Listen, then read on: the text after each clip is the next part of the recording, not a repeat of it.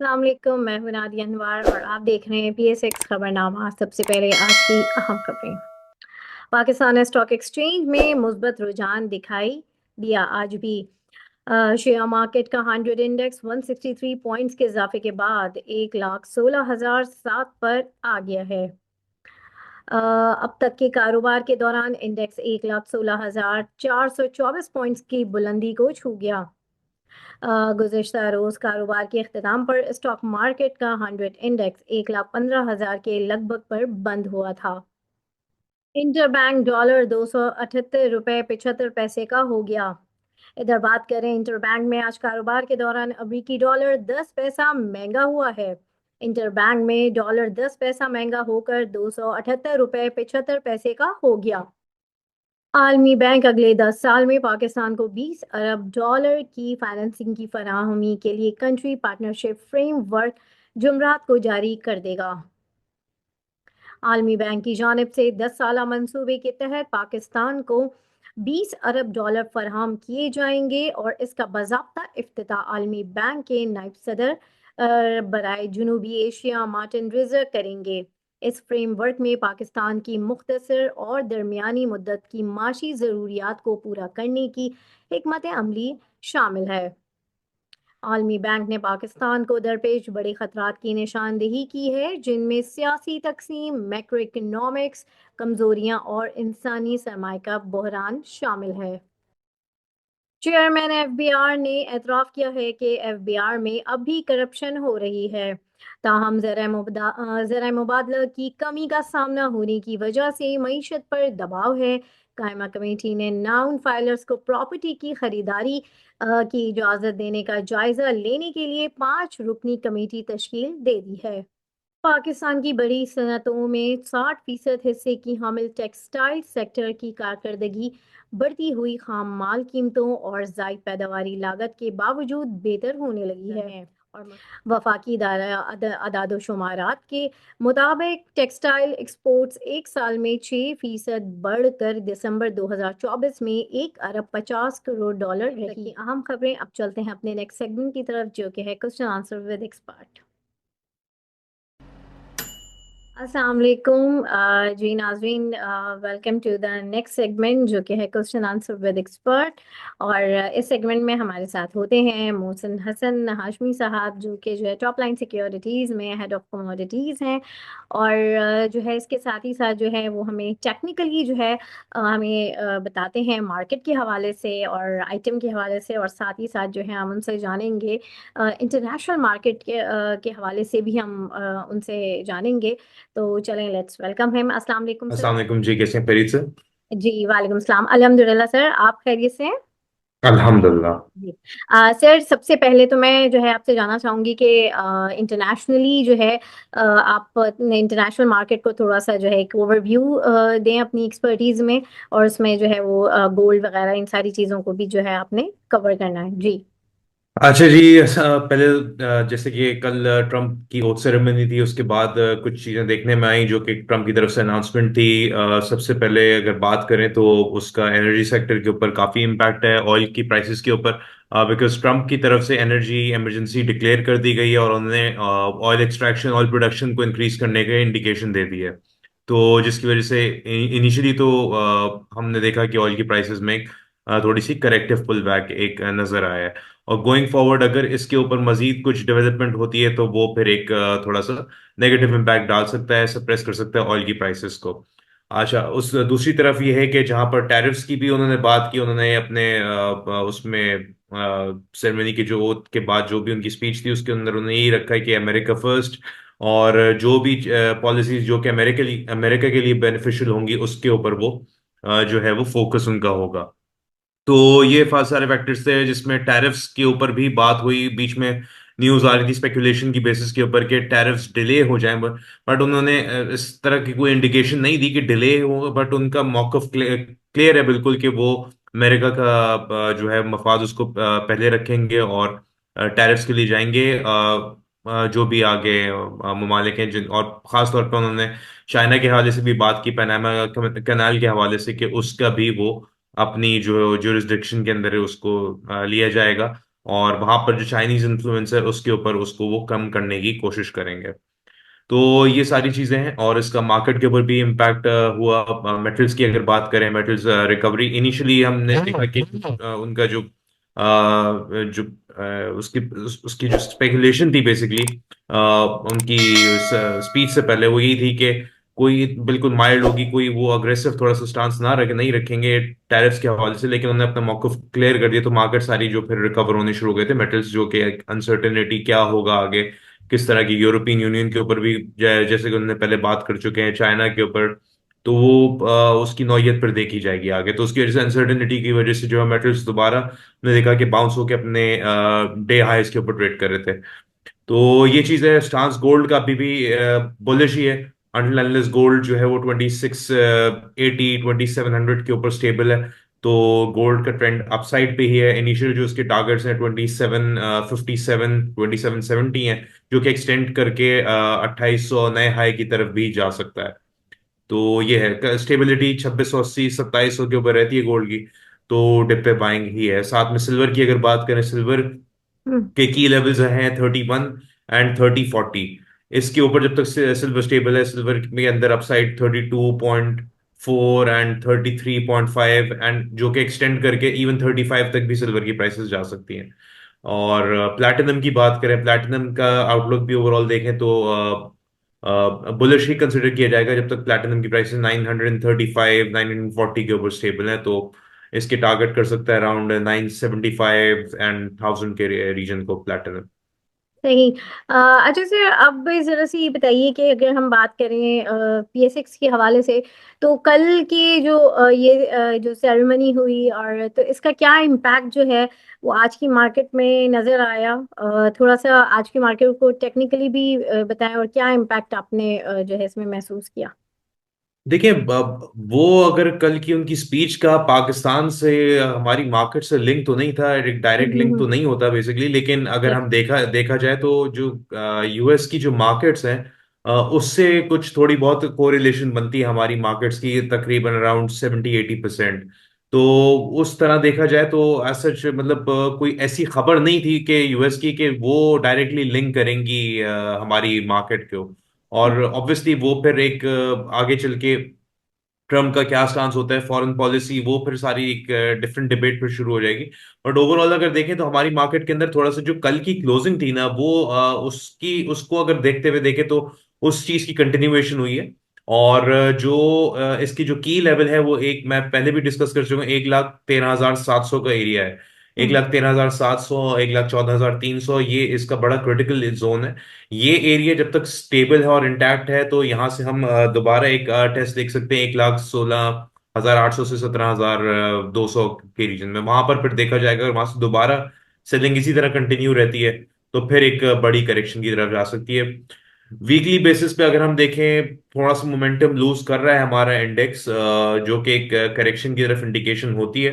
But जब तक की लेवल्स सपोर्ट के जो हैं, जैसे 1,13,700, तो इसके नीचे जब तक स्टेबल, मतलब ब्रेक होने के बाद अगर इंडेक्स इसके नीचे स्टेबल जब तक नहीं होता, तो फिर हम उस चीज को पहले कह नहीं सकते अनलेस कोई उसका ब्रीच ना हो। तो वो एरिया का ब्रेक होता है, तो मैंने पहले भी जिक्र किया 1,09,500 से 11,500 के इमीडिएट टारगेट्स होंगे, और जो कि एक्सटेंड फिर करेंगे 1,05,000 1,06,000, ये जो रिसेंट अभी लोज लगे थे कुछ अर्सा हम्म। पहले 1,17,000 के टॉप के बाद, तो वो फिर उन लेवल्स को जाके मार्केट टेस्ट करेगी। सही। अच्छा सर, यहाँ पे आपके लिए कुछ सवालात हैं, तो उसको जो है हम डिस्कस करते हैं। सबसे पहले मैं पूछना चाहूंगी एयरलिंक के हवाले से। अच्छा जी, चार्ट्स को हम देख लेते हैं। एयरलिंक की अगर बात करें, एयरलिंक देखिए नेगेटिव है। मैं अगर मुझसे पूछे तो इसको सेल ऑन स्ट्रेंथ रखना चाहिए अनटिल ये अपना नया हाई रजिस्टर नहीं करता, या फिर डे क्लोजिंग इसकी 212-13 के ऊपर नहीं आती है। हम इसका चार्ट भी देख लेते हैं। हम्म। अच्छा जी, प्राइस इसकी हम देखें तो जो भी रिसेंट 228 रुपए का टॉप लगा था, उसके बाद से इसकी इसमें एक करेक्शन देखने में आई, और इसने एक इसका जो डिमांड जोन कह सकते हैं वो है तकरीबन 175 रुपए के आसपास, 175 170 रुपए के पास। तो पॉसिबिलिटी काफी ज्यादा है कि उस रीजन को दोबारा रीटेस्ट करने के लिए जा रहा है। और 212 और 212 215 का एरिया, ये इसके ऊपर अगर ब्रेक करके ऊपर क्लोज करता है तो हम फिर कहेंगे कि अपना बुलिश ट्रेंड कंटिन्यू करेगा। हम्म। अदरवाइज इसके अंदर नीचे वापस 175 177 यहाँ के इसके टारगेट्स फिलहाल हैं अभी।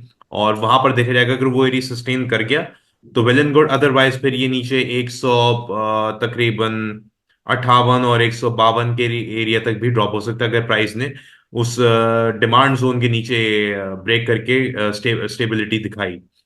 तो फिर इसमें फर्दर मजीद डिक्लाइन के प्रोबेबिलिटीज बढ़ जाएंगी। अभी तो सही। फिलहाल अंडर प्रेशर है। और इमीडिएट टारगेट की अगर बात करें तो तकरीबन बिल्कुल इमीडिएट टारगेट अगर कल परसों की बात करें तो 190 185, और जो कि एक्सटेंड होके 177 का रीटेस्ट हो सकता है दोबारा।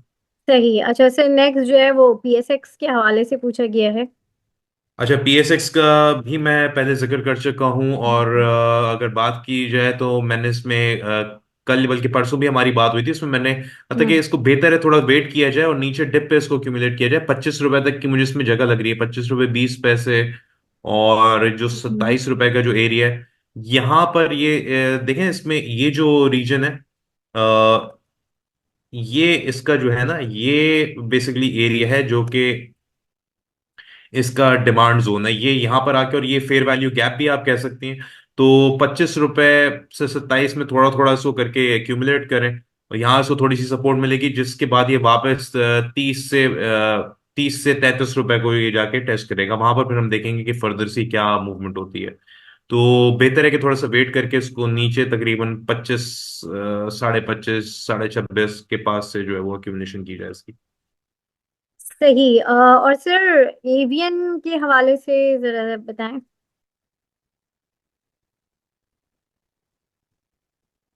अच्छा जी, देखिए एवीएन की आज ऑल्दो नेगेटिव क्लोजिंग आई है, बट इसमें थोड़ी सी जगह मौजूद है नीचे। बट इसका जो एक काफी स्ट्रॉन्ग सपोर्ट रीजन है वो है 55 से 49 का एरिया। यहाँ पर मेरे हिसाब से इसको सस्टेन करना चाहिए, और यहाँ से फिर प्राइसेस अगर थोड़ी बहुत करेक्शन पुल बैक जो भी आज की क्लोजिंग इंडिकेट कर रही है, अगर गोइंग फॉरवर्ड आता भी है हम्म। तो वो मेरे हिसाब से 55 से 49 के रीजन में रिस्ट्रिक्टेड रहेगा। और यहाँ से इस रीजन के अंदर से इसके अंदर दोबारा डिमांड नजर आएगी जो कि इसको वापस अपने हाईस के पास ले जा सकती है, 64 और 68 रुपए के करीब, और मजीद ऊपर। तो 55 से 49 का रीजन है इसका, जो कि एक यहाँ पर इसको कह सकते हैं कि थोड़ा सा इसको आप बाय कर सकते हैं। सही। अच्छा सर, नेक्स्ट जो है वो है पोल। पाकिस्तान। अच्छा जी, ये आगे पाकिस्तान ऑयल फील्ड्स की अगर बात करें तो इसमें थोड़ा सा एक पुल बैक देख सकते हैं हम।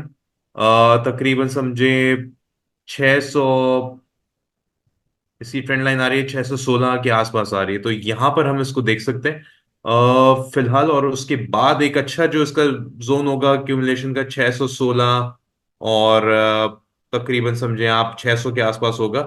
ये एरिया अगर 616 600 के एरिया के ऊपर स्टेबल हो जाता है तो वेल एंड गुड।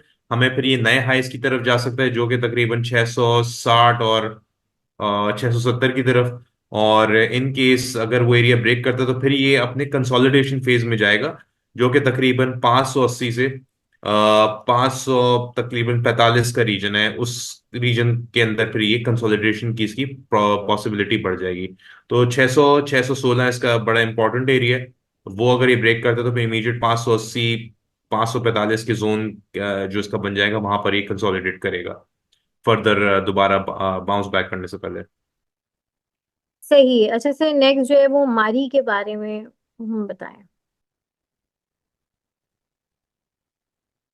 अभी इसके अंदर फिलहाल जो एक डिमांड जोन नीचे नजर आ रहा है वो 625 से तकरीबन 608 का एरिया, हम्म। एक्सक्यूज मी, 625 608 का रीजन है। यहाँ पर इसके अंदर अगर थोड़ा सा एक बाउंस हम देखने में आ सकता है, साथ में इसकी 50 डे मूविंग एवरेज भी एक सपोर्ट का रोल प्ले करेगी। ये एरिया अगर ब्रेक करके इसके नीचे सस्टेन करता है तो फिर नीचे तकरीबन 550 540 ये एरिया होगा जहां तक ये फर्दर ड्रॉप कर सकता है। तो अभी अगर थोड़ी सी मुझे रूम इसमें नजर आ रही है 659 पे जरूर है, बट मेरे हिसाब से नीचे 25 और 608 वाला जो इस डिमांड जोन है वो इसका टेस्ट हो सकता है कमिंग डेज के अंदर। और अगर वो मतलब होल्ड करते उस एरिया को, तो फिर हम दोबारा इसके अंदर एक राइज देख सकते हैं, एक बुलिश ब्रेकआउट देख सकते हैं। अदरवाइज जो है ये इस रीजन को ब्रेक करके नीचे स्टेबल होता तो फिर वो 530, 500, 550 की जगह ओपन हो जाती है। सही। अच्छा, सर नेक्स्ट जो है वो है हपको। हपको का इन्होंने पूछा है बाय एंड सेल जोन बता दें। अभी हप्को की अगर बात करें, हप्को में हमें एक स्ट्रॉन्ग बुलिश मोमेंटम नजर आया था, और जिसके बाद उसने बढ़ के अपना सप्लाई जोन टेस्ट किया था। सप्लाई जोन क्यों है ये? सप्लाई जोन का जो इसका एरिया है ये 142 से 145-50 का एरिया है। उसकी वजह हम देख सकते हैं कि ये किसने काफी ज्यादा इस एरिया में आके अपने टॉप्स रजिस्टर किए, और प्राइस वहां से होल्ड नहीं कर सकी, और प्राइस दोबारा ड्रॉप हो जाती है। सिमिलरली जब उस रीजन का ब्रेकआउट हुआ, तो ये तकरीबन 170 की तरफ जो है वो जाके इसने अपना टॉप रजिस्टर किया। फिर उसके बाद इसने आगे थोड़ी सी कंसोलिडेशन की। अगर हम अगस्त 2024 की बात करें, यहाँ पर इसने अपना एक सपोर्ट बनाई, फिर वापस उठने की जब, और जब ये रीजन ब्रेक हुआ, तो इस ये हमने देखा कि 93 रुपए तक फिर गया। तो अभी दोबारा आके इसने दो अटेम्प्ट्स हो चुकी हैं रिसेंटली भी। अभी ये इसने टेस्ट किया 142, और प्राइस इसकी दोबारा जाके 120, 118 की तरफ ड्रॉप हुई।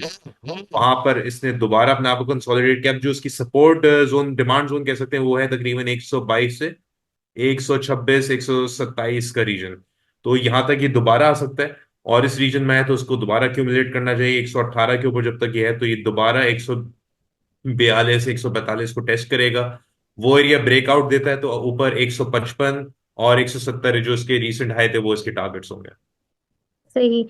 सर नेक्स्ट है सीपीएचएल बाइंग और सेलिंग जोन। अरे सीपीएचएल ने जरूर अपने जो आज 89 का इसने हाई रजिस्टर किया। और इसकी अगर हम बात करें, तो सीपीएचएल देखिए मेरे हिसाब से एक पुल बैक ले सकता है। थोड़ा सा इसमें एक तकरीबन अराउंड 77 के आस 77, और ये जो ट्रेंड लाइन है इसका रीटेस्ट हो सकता है 72 से 77 रुपए के दरमियान आए, तो उसको यहाँ पर बाय करना चाहिए। 60 रुपए के ऊपर जब तक ये स्टेबल है तो उसका बुलिश ट्रेंड जो है वो इंटैक्ट रहेगा। और 7 रुपए, और फिर जो 71 का इसका ब्रेकआउट है, तो ये जो इसकी ब्रेकआउट पॉइंट था 71, 72 का, ये अब इसकी सपोर्ट का रीजन एक एक्ट करेगा। और 60 रुपए के ऊपर जब तक ये है, तो ये अपसाइड के इसके टारगेट तकरीबन 102, 103 रुपए का बनता है इसका टारगेट, जब तक ये 760 एंड मोर इम्पोर्टेंटली 72, 77 के रीजन के ऊपर। सही। सर अब जो है नेक्स्ट आपकी जो है टॉपिक्स क्या होंगी, थोड़ा सा इसके बारे अच्छा में जी, बताइए। टॉपिक्स की अगर बात करें तो आज वेव्स ऐप को हम लेंगे, एचबीएल को लेंगे, और एफसीसीएल को लेंगे। और इसमें जी। अगर सबसे पहले हम वेव्स ऐप की बात करते हैं, तो इसके अंदर एक हमें एक स्ट्रॉन्ग डिमांड नजर आई है। और जैसे इसको हम पहले भी डिस्कस कर चुके हैं, इसका जो रीजन है जब तक ये अपने जो इसका था, जो इसकी सपोर्ट बनी 9 रुपए 80 पैसे की, उसी के ऊपर ही ये कंसोलिडेट कर रहा है काफी अर्से। तो आज हमने एक फाइनली इसके अंदर एक स्ट्रॉन्ग डिमांड देखी। और गोइंग फॉरवर्ड ये पोटेंशियल रखता है कि जब तक ये समझे 9 रुपए 80 पैसे के ऊपर स्टेबल है, तो इसके अंदर पोटेंशियल है कि 12.5 रुपए, और फिर इवेंचुअली 15 रुपए से 18 रुपए के रीजन को ये टेस्ट कर सकता है। तो वहां पर फिर देखा जाएगा 18 रुपए के ऊपर फिर फर्दर इसके अंदर कितनी स्ट्रेंथ है, वो देखा जाएगा। और फिर अगर स्टेबल हो जाता है 18 रुपए के ऊपर, तो 28.5, 28.5, 29 रुपए ये इसके टारगेट्स होंगे। और इमीडिएट टारगेट की बात करें तो तकरीबन 12.5, 13 रुपए, और जो कि एक्सटेंड कर सकता है 15 से 18 के दरमियान। और जब तक कंडीशन ये कि 9, 9.5 रुपए, 9 रुपए 80 पैसे के ऊपर ही स्टेबल रहे। सही। अच्छा, अब आ जाते हैं हम एचबीएल की बात करें। एचबीएल के अंदर थोड़ा सा मुझे जो है एक, ऑल्दो इसके अंदर काफी पोटेंशियल है, लेकिन उस बाउंस से पहले एक छोटा सा एक पुल बैक हमें देखने को मिल सकता है। तकरीबन अभी तो 173 पे है, यहाँ से तकरीबन 168, 164 रुपए के आसपास का एक हमें डिप मिल सकता है। वो डिप पे हम इसको एक्यूमुलेट कर सकते हैं। ओवरऑल जब तक समझे 150 रुपए से ऊपर का जो इसका ब्रेकआउट पॉइंट था, 150 रुपए का था एचबीएल का, तो ये इसमें तकरीबन अपसाइड पे 208 और 215 ये इसके टारगेट्स होंगे। कंडीशन ये कि 150 रुपए के ऊपर ये स्टेबल रहा है। तो पुल बैक जो आता है तकरीबन 168, 164, इवन 160 या के आसपास का, तो वहां पर इसको अक्यूमुलेट करना चाहिए। तो जब तक 150 रुपए के ऊपर है, 150, 145 ये इसका बहुत क्रूशल सपोर्ट एरिया है। तो मेरे हिसाब से इसके ऊपर जब तक स्टेबल है, इसमें पोटेंशियल है अपसाइड पे कि ये अपना 185 का जो उसने हाई ब्रेक किया था उसको ब्रेक करके तकरीबन 205 से 215 वाला रीजन जो है उसको ये टारगेट करेगा। सही है। अंदर और लाना। आखिर में हम्म। जी, और आखिर में अगर एफसीसीएल की बात करें, एफसीसीएल के अंदर भी रूम है। एफसीसीएल जब तक 33 रुपए के ऊपर है, तो इसके अंदर अभी गोइंग फॉरवर्ड तकरीबन 41 से 43.5 ये इसके टारगेट्स होंगे। और आज भी इसके अंदर एक स्पाइक देखा गया और तकरीबन 37 रुपए 40 पैसे का, लेकिन क्लोज ये अराउंड 36 रुपए के पास हुआ है। तो देखिए, जब तक ये अपनी ट्रेंड लाइन को भी ऑनर कर रहा है मुसलसल, और 33 रुपए का रीजन इसका एक अच्छी सपोर्ट का एरिया बना हुआ है। 33 रुपए के नीचे अगर ये ब्रेकआउट करता है, इन केस कोई कोई भी न्यूज की वजह से, तो या मार्केट के अंदर एक जो भी ओवरऑल अगर सेलिंग प्रेशर बढ़ता है, तो फिर इसकी जो नेक्स्ट बाइंग जोन होगा तकरीबन 30 रुपए के पास होगा फिर। तो वहां पर फिर आप इसको थोड़ा सा वापस दोबारा इसकी एक्यूमुलेशन शुरू कर सकते हैं 30 रुपए और 28 रुपए के पास। अदरवाइज जब तक ये 33 रुपए के ऊपर है, तो इसके टारगेट्स ऊपर 41 43.5 ये एरिया बनता है इसका। सही। सर, अब जो है कल की मार्केट को आप किस तरह से देख रहे हैं टेक्निकली, क्या लग रहा है, थोड़ा सा वो भी ब्रीफ कर दें। देखिए, कल की मार्केट के अंदर 1,13,700, 1,14,300 ये एरिया है, ये नजर पे होंगे और मॉनिटरिंग होगी। अगर मार्केट अपना ये सेलिंग जोन कंटिन्यू मतलब एक करती है, मोमेंटम अपना जिस तरह आज एक देखने प्रॉफिट टेकिंग देखने में आई मार्केट के अंदर, तो फिर तो मार्केट के टारगेट्स बनेंगे नीचे वो 1,09,500, 1,11,500। और इन केस अगर ये सस्टेन कर जाती है 1,13,700 14,300 को, तो फिर तो अपसाइड पे वही वापस इमीडिएट जो उसके हैं 16,800 17,200 का है। उस एरिया के ऊपर अगर हम कोई एक ब्रेकआउट देख के डे क्लोजिंग देखते हैं, तो फिर हम नए हाइस के लिए जा सकते हैं, जो कि 1,19 और 1,20,700 ये इसके टारगेट्स होंगे। वरना यह है कि करेक्शन फिर एक ट्रिगर हो सकती है अगर ये 13,700 1,13,700 के नीचे स्टेबिलिटी दिखाती है मार्केट, तो वो फिर थोड़ा सा कंसर्निंग पॉइंट होगा। सही, बिल्कुल। बहुत शुक्रिया सर मोहसिन आपका। और नाजरीन, यहाँ पर मैं इस सेगमेंट से इजाज़त लूंगी। देखते रहिए PSX खबरनामा विद नादिया अनवर। अल्लाह हाफिज।